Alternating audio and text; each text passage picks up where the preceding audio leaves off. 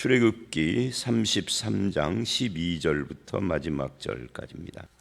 이 출애굽기 33장은 그 문맥이 이제 12절서부터 17절까지가 첫 번째 문맥, 16절까지가 첫 번째 문맥인데 이 17절은 14절로 묶어져서 또 이렇게 은총이라는 그런 단어로 연결이 되고 있죠. 그리고 나머지 문맥 이렇게 둘로 나눠져 있습니다. 이제 7절로 11절 말씀을 보면 모세가 항상 장막을 취하여 진박해 쳐서 진과 멀리 떠나게 하고 이렇게 표현을 해요. 원래 이 진을 칠 때 이스라엘 장막들 가운데 쳤어요.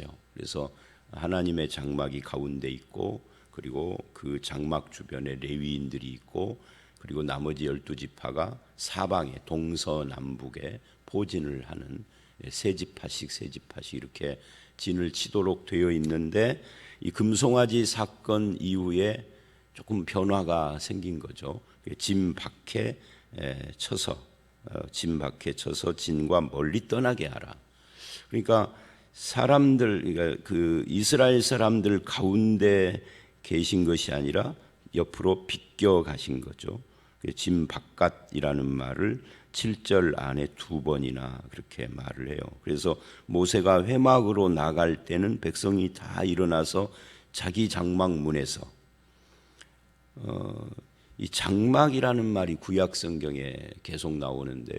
이 장막이 두 종류죠. 하나님의 장막, 사람들의 장막. 여기서는 사람들의 장막이에요. 7절은 하나님의 장막, 그래서 회막이라고 그러죠.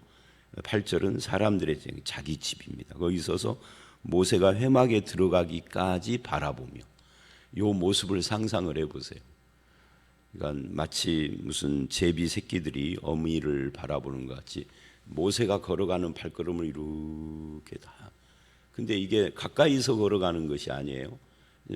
모세가 가까이서 걸어가는 그런 집도 있겠지만 멀리 떨어진 사람들이 훨씬 더 많겠죠.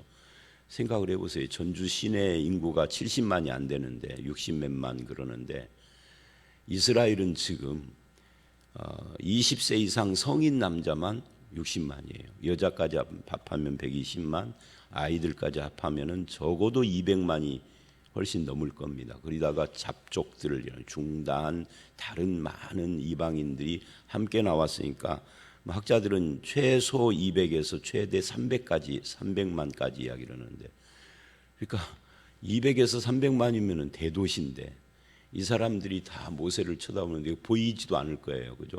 모세가 지금 해막으로 간다 소문이 돌면은 그쪽을 다 쳐다보는 겁니다. 제비새끼가 쳐다보듯이. 그런 어떤 뭐라고 할까요? 그 간절한 마음들이 이들에게 있었겠죠. 그래서 회막이 하나님의 집이 장막 그 진 바깥으로 나가 있는 겁니다. 근데 거기서 11절, 10절, 11절 백성들은 각기 장막 문에 서서 예배하고 모세가 하는 걸 봤다가 모세가 회막 안으로 들어가면 자기가 있는 곳에서 예배하고 모세는 회막 안에 들어가서 친구와 이야기하듯이 대면하여 하나님과 그 이야기하고 하나님과 친구를 대하듯이 이야기하는 것이 모세의 예배죠. 그죠? 예배라는 것이 결국은 종교 의식이라기보다는 하나님과의 만남을 형상화한 거예요. 예배 의식 속에. 그리고 이제 오늘 말씀으로 온 겁니다. 오늘 말씀은 두 가지를 강조해요. 은총하고 친히 함께 하심, 이 두 가지입니다. 하나님께서 네가 올라가라 하고 어제 말씀 33장 앞부분에서 말씀을 하셨어요. 내가 사자를 앞에 보내리라 라고도 말씀을 하셨고요. 그런데 오늘 이 말씀 12절을 보면 모세가 하나님께 아뢰입니다. 내게 이 백성을 인도하여 올라가라 하시면서 나와 함께 보낼 자를 내가 내게 지시하지 아니하시나이다. 주께서 전에 말씀하시기를 내가 이름으로 너를 알고 너도 내 앞에 은총을 입었다 하셨사온즉, 그러니까 두 가지가 함께 나오죠. 나와 함께 보낼 자를 지시하지 않았습니다. 올라가라 하셨으면서 또 사자를 너보다 앞서 보내리라 했는데 사자가 앞서 가는 것보다 나와 함께 갈 자가 필요합니다. 이렇게 말을 하고요. 두 번째는 은총을 입었다 하셨사온즉, 이 두 가지가 함께 지금 등장을 합니다. 모세가 은총을 구하는 거죠. 이것은 어쩌면 모세의 마음이기도 하면서 이스라엘 백성들의 마음을 대변하는 것이라고 말을 할 수도 있을 것입니다. 백성을 인도하려면 나 혼자 부족합니다. 내 힘으로는 안 됩니다. 하나님이 누군가를 함께 하게 해 주십시오. 그리고 은총을 입혀 주십시오. 이 핵심을 말을 하고 있어요. 이것은 1절로 3절 말씀을 반영한 것이죠. 마치 남편이 아내에게 돈과 재산은 주겠지만 함께 사는 것은 네가 아니라 딴 여자다, 이렇게 말하면 여러분, 돈, 재산, 집 주고 돈 다 받는 것에 땡큐 그럴 사람 있겠습니까? 이미 금이 간 사이라면 몰라도 그렇지 않으면 절대 그렇게 하지 않을 것입니다. 그러니까 지금 하나님 앞에 아주 중요한 두 가지를 요구하고 있는 거예요. 함께 갈 자. 근데 하나님은 이것에 대해서 뭐라고 대답을 하느냐면 14절에 내가 친히 가리라. 함께 갈 자를 보내주는 정도가 아니라 뭐 천사를 보내주든지 아니면 동역자를 주는 이런 것이 아니라 하나님이 함께 친히 가겠다라고 응답을 하세요. 그게 14절이고 그 다음에 은총에 대하여 응답도 17절에 하죠. 그래서 14절, 17절이 하나님의 응답의 내용이라고 할 수 있습니다. 자, 그 전에 13절, 내가 참으로 주의 목전에 은총을 입었사오면 원하건대 주의 길을 내게 보이사 내게 주를 알리고 나로 주의 목전에 은총을 입게 하소서. 그래서 이 은총하고 뭐가 또 연결이 되느냐면 하나님이 누구신지를 알려주십시오. 이게 연결이 돼요. 그러니까 우리가 은총 또는 은혜라고도 부릅니다. 은혜를 입은 걸 우리는 무엇으로 체크를 하고 무엇으로 그것을 확인하려고 하는가 하는 것을 이 본문에서 우리가 스스로에게 좀 물어야 할 필요가 있습니다. 우리는 은혜 입었다를 엉뚱한 것에서 자꾸만 확인하고 증명받으려고 하는 그런 경향들이 많이 있어요. 근데 여기서는 뭐라고 지금 모세가 말을 하느냐면 나에게 주의 길을 보이고 주님을 알려주시고 그렇게 이야기를 합니다. 그런 것이 은총과 관계가 있다 하는 거예요. 그래서 우리가 구하는 이 은혜가 무엇인가 하는 것을 생각해 봐야 합니다. 하나님을 알아가는 것이 은혜예요. 하나님이 내게 알려지고 하나님이 인도하는 길을 보여주는 이런 것들이 다 은혜에 속하는데 우리는 물질적인 은혜, 눈에 보이는 육체적인 은혜, 가시적인 어떤 세상적인 은혜, 이런 것을 자꾸 은혜라고 생각을 하는 거죠. 성경이 말하는 은혜는 그런 그 가시적이고 물질적이고 세상적인 것은 부스러기 정도예요. 본질이 아닌 거죠. 그래서 여호와께서 대답을 하시는 겁니다. 내가 친히 가리라.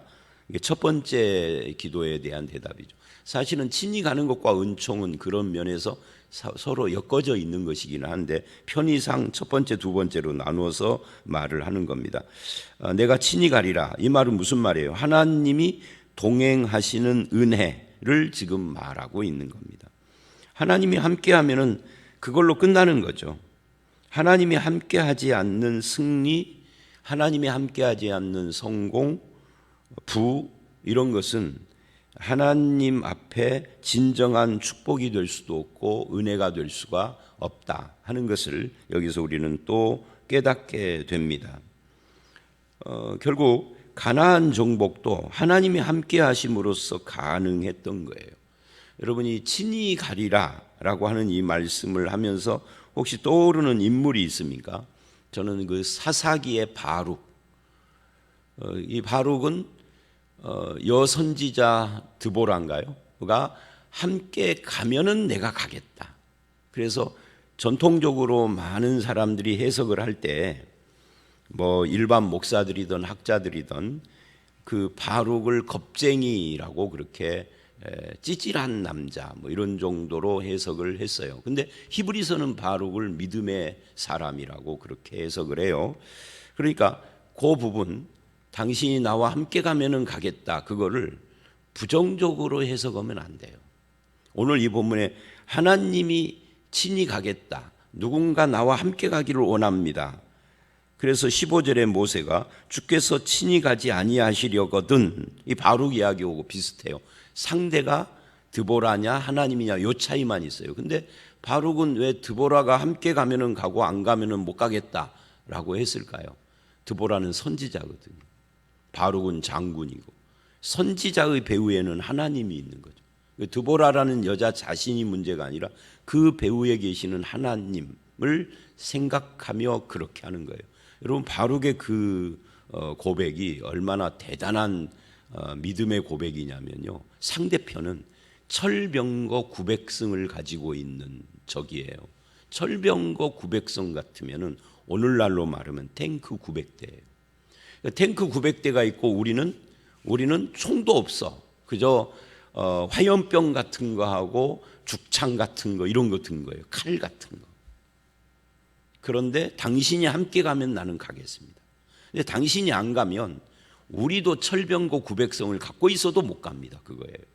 그러니까 탱크 900대 앞에 하나님이 함께하면 하겠다, 이런 이야기인데 오늘 이 본문도 같은 겁니다. 여기서는 이제 내가 친히 가리라 하는 말을 하나님이 먼저 하셨지만 그전에는 누군가 우리와 함께할 자를 보내주십시오라고 했는데 하나님이 친히 가겠다, 그런 거예요. 그래서 이제 모세가 그것에 대한 응답을 15, 16절에 하는 겁니다.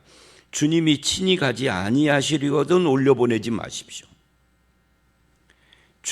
나와 주의 백성이 주의 목전에 은혜 입은 줄을 무엇으로 알리이까? 주님이 함께 하심 그것이 은혜의 증명입니다. 그렇게 지금 고백을 해요.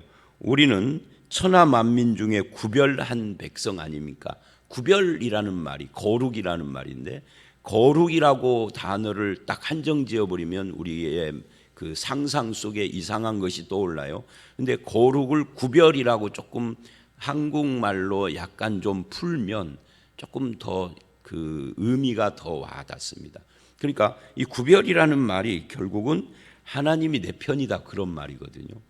내가 하나님께 구별됐다, 내가 하나님 편이 됐다, 하나님이 나에게 구별됐다, 하나님이 내 편이다, 같은 이야기입니다. 그러니까 친히 간다, 함께 간다, 구별했다, 다 똑같은 이야기. 이게 은총의 증거다. 주님이 나와 함께 하심이, 그게 천하 만민 중에서 우리를 구별한 표시가 바로 하나님이 우리와 늘 동행하는 거다. 그래서 성경이 말하는 최대의 축복이 뭐냐면 하나님이 동행하는 축복이에요. 여기다 한마디 더 붙이면 동거동행하는 거죠. 근데 신약이 오면은 어떻게 말을, 구약은 끊임없이 하나님이 우리와 함께 하시는가 안 하는가 이게 문제가 됐지만 신약은 뭐라고 말을 하느냐면 내가 영원히 너를 떠나지 않고 너와 함께 하여서 네 속에 보혜사를 보내주겠다. 그래서 보혜사 성령 하나님이 우리 안에 와서, 이게 구원인데 와서 절대 떠나지 않고 영원히 함께함, 이걸로 끝난 거예요. 그래서 우리가 구원받은 자, 그리스도인 하나님의 백성 자녀가 된 순간 이 동거동행이 끝나버린 거예요. 보장되어 있는 거죠. 이제 내 쪽에서의 반응만 남아있어요. 하나님이 내 안에 나와 함께 하시고 나와 동행하심을 믿는 것만 남아있죠. 사실 여부는 끝나 있는 거거든요. 구원받은 자가 분명하다면. 우리가 안 믿어서 그러는 거죠. 그러니까 이 모세나 이스라엘 백성들이 간절히 원했던 그것이 우리에게는 이미 일어나 있는 거예요. 그래서 우리가 대단한 거죠. 구약의 모세보다 우리가 더 훨씬 나은 복을 받고 있는 겁니다. 자, 그래서 하나님이 대답을 하시는 겁니다. 17절에 너는 내 목전에서 은총을 입었고 내가 이름으로도 너를 알미니라. 내가 너를 안다. 은총을 입었다. 그러니까 함께 하겠다 그 말이죠. 그랬더니 이제 18절 이하의 모세가 두 번째 이야기를 하는 겁니다. 그건 조금 이따 우리가 보기로 하고요. 그래서 내가 이름으로도 너를 알미라 하는 이 말씀을 들을 때 모세가 용기와 위로를 얻고 하나님 앞에 기도를 하는 겁니다.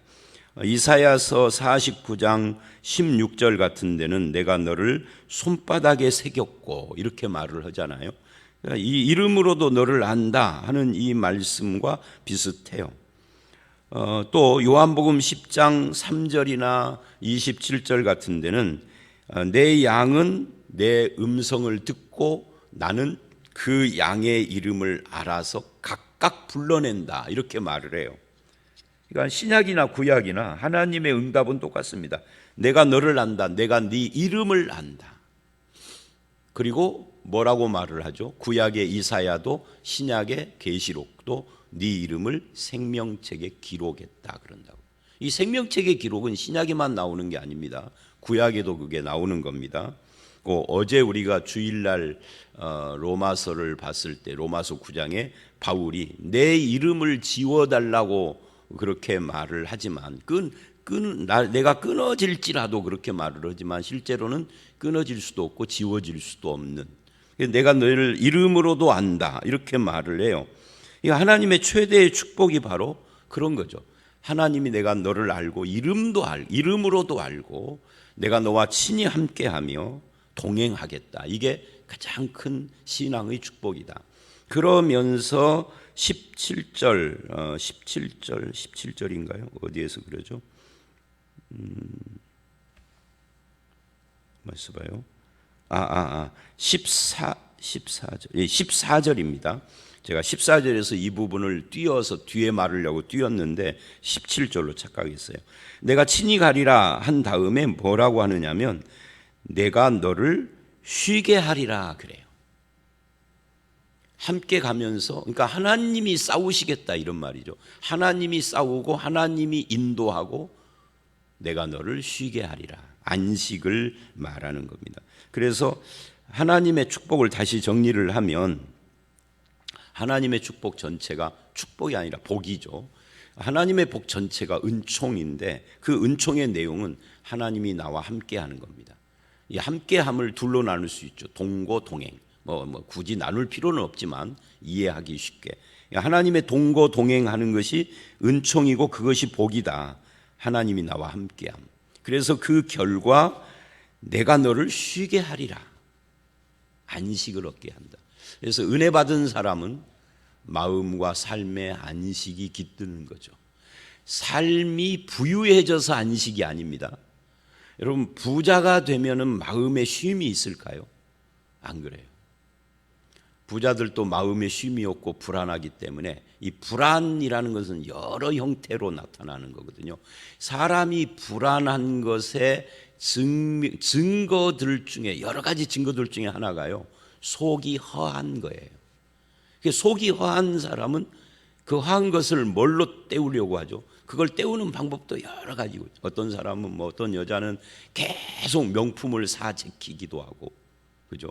그래서 제가 그저께 토요일 날 우리 교회 부목사님 한 분한테 그런 이야기를 들었는데 전주에는 명품이 없어서 롯데백화점에 광주까지 원정 가서 명품을 사고 대전까지 가서 명품을 사고 그런다.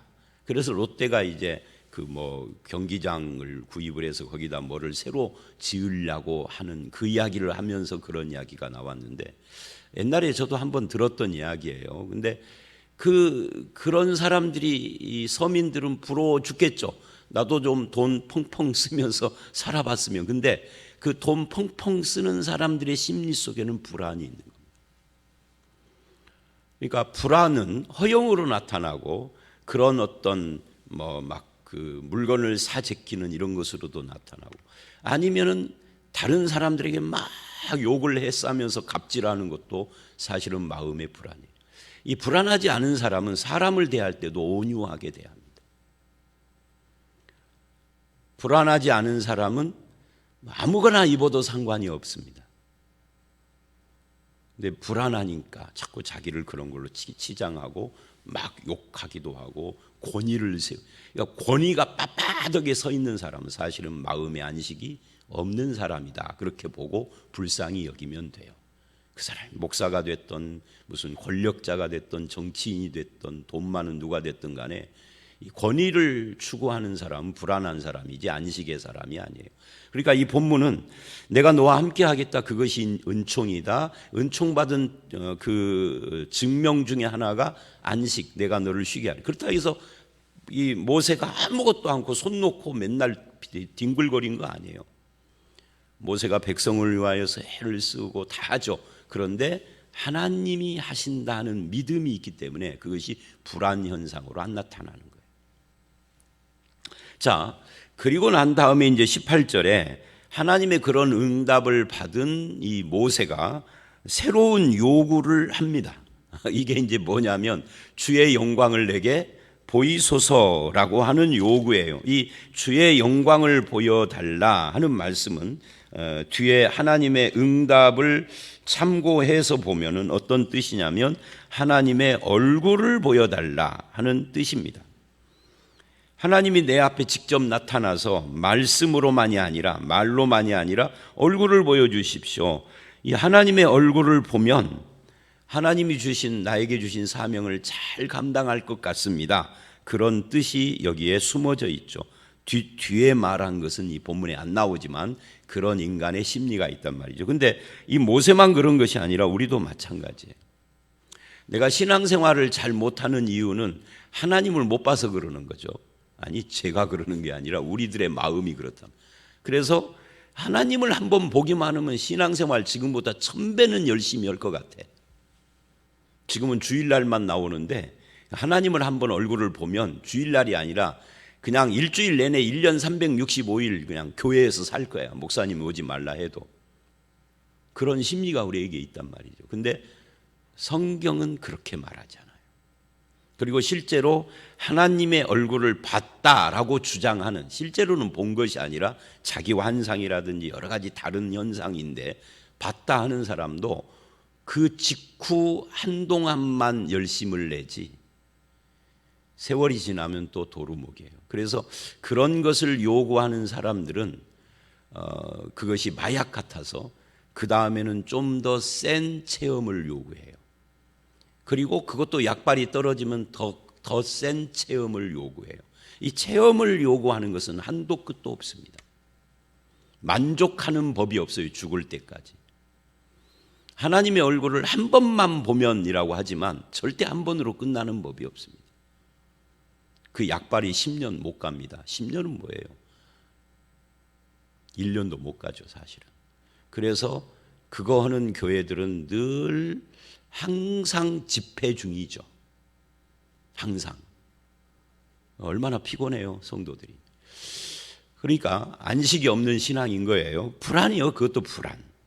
그러니까 모세가 지금 그걸 지금 요구하는 겁니다. 하나님을 보여주십시오. 그러면 내가 지금보다 훨씬 더 열심히 할 텐데 상처도 안 받고 백성들이 뭐라고 그래도 하나님이 뭐라고 대답을 하는가 보십시다.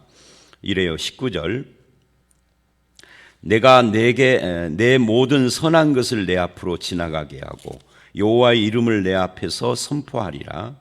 나는 은혜 베풀 자에게 은혜 베풀고 긍휼히 여길 자에게 긍휼을 베푸느니라. 하나님의 응답 첫 번째는 이거예요. 모든 선한 것을 너의 앞으로 보내겠다. 여호와의 이름을 선포하겠다. 그러니까 이 두 가지로 네가 만족해라, 그런 이야기입니다.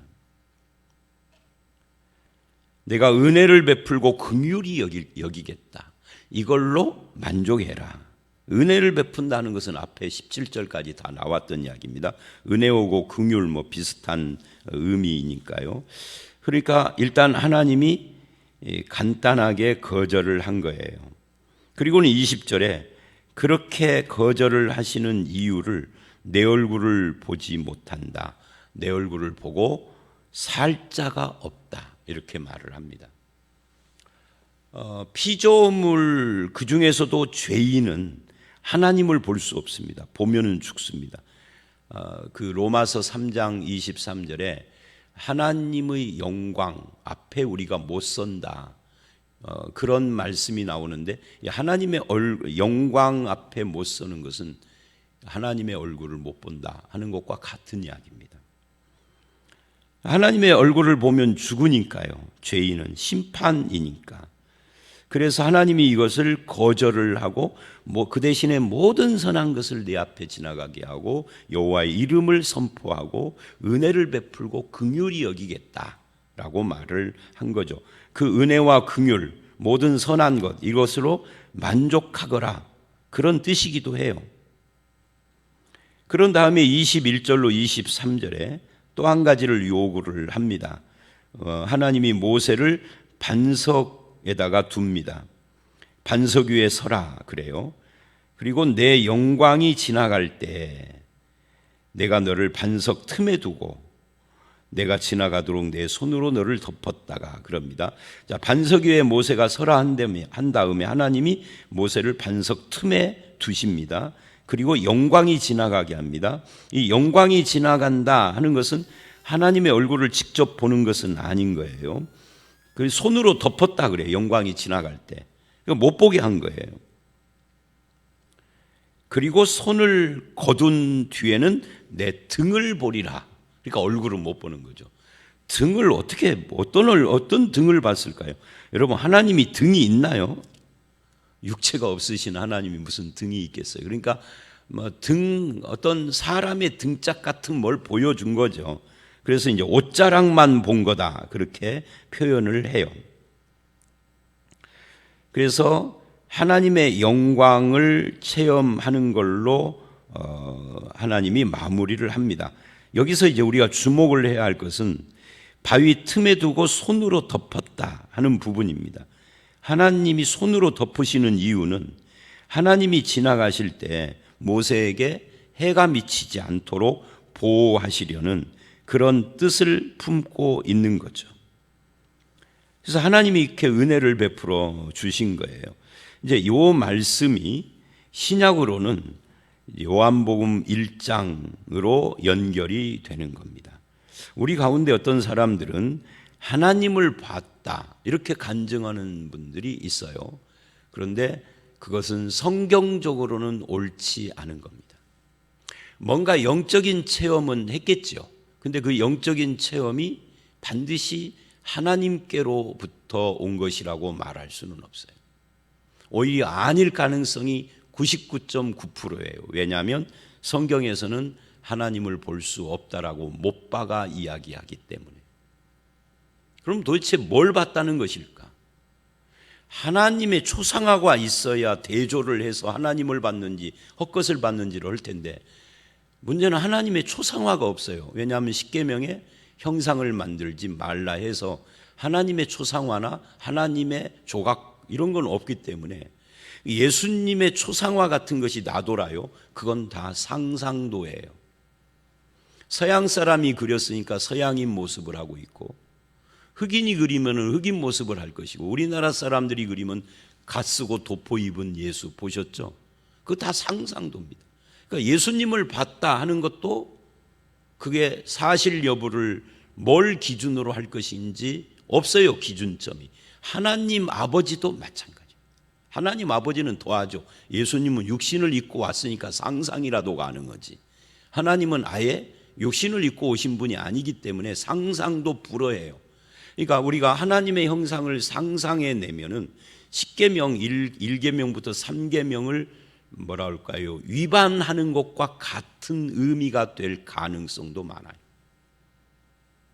그 상상이 조각이 되고 그림이 되는 거니까 하지 말라 그랬거든. 그죠? 십자가도 예수님이 아니에요. 십자가는 예수님이 달린 형틀일 뿐이죠. 우리 교회는 십자가 같은 거 안 해놓는 이유가 우리 교단 전체가 그걸 결의했기 때문에 그런 거거든요. 그 형상 숭배하지 말아라 하는 이야기거든요. 그러니까 다시 와서 하나님을 봤다라고 간증하는 사람들의 간증은 그런 의미에서 위험하기 짝이 없는 간증입니다. 대신에 요한복음 1장 18절로 오면은 아무도 하나님을 본 사람이 없다라고 못 봤고 그런데 아들 예수 그리스도가 하나님의 영광을 나타냈다. 그분 안에 은혜와 영광이 진리가 충만하다 이렇게 말을 하는데, 문제는 그 예수님 시절에는 사진기가 없어서 사진으로 찍어 놓지를 않았어요. 누가 무슨 예수님을 이렇게 스케치도 안 했어. 그래서 예수님의 얼굴도 없어요, 오늘날은. 그래서 예수님이 하나님의 형상이고 하나님의 영광이고 은혜와 진리가 그 가운데 풍성하다 하지만, 예수라는 존재가 그렇다는 것이지 그분의 형상을 우리가 떠올리고 상상하고 조각하라는 이야기는 아닙니다. 다시 이 본문으로 와서 마무리를 하면, 그래서 모세의 기도는 응답되지 않습니다. 아니, 응답되지 않는 것이 아니라 모세의 기도는 체인지, 바꿔져서 응답되죠. 뭘로요? 형상을 보고 싶습니다 그러는데, 내가 너에게 은혜를 베풀고 긍휼히 여기고 선한 것을 지나가고 이름을 선포하겠다는 걸로, 결국 앞에 12절로 17절이 했던 것과 같은 것으로 마무리가 된 거죠. 자, 그래서 저와 여러분은 이제 하나님이 우리와 함께하는 은총, 그 하나님의 은총으로 안식을 누리는 삶, 이런 삶을 살아가며 하나님과 함께 동행하는 그런 성도가 되시기를 주의 이름으로 축원합니다. 함께 기도하겠습니다. 하나님 아버지, 그렇습니다. 우리는 하나님으로부터 세상적이고 물질적이고 육체적이고 가시적인 축복을 원하지만, 하나님께서는 우리와 동행하시고 동거하시며 은혜와 긍휼을 베풀어 주시며 모든 선한 것을 보게 하시고 여호와의 이름을 선포하여 그 이름을 알고 내 이름을 아신다 하심이, 이 모든 것이 복이라는 것을 깨닫게 하셨습니다. 이제는 하나님 안에서, 예수 안에서 나타난 하나님의 은총을 누리고 깨닫고 그 안에서 안식을 누림으로써 하나님 앞에 복된 성도의 삶을 살아가게 하여 주시옵소서. 우리가 다칠까 봐 손으로 모세를 덮어주듯이 우리를 보호하시는 하나님의 은혜가 오늘 하루도 우리와 충만하게 함께 하시기를 간절히 바라옵고 예수님 이름으로 기도드려 싸움나이다. 아멘.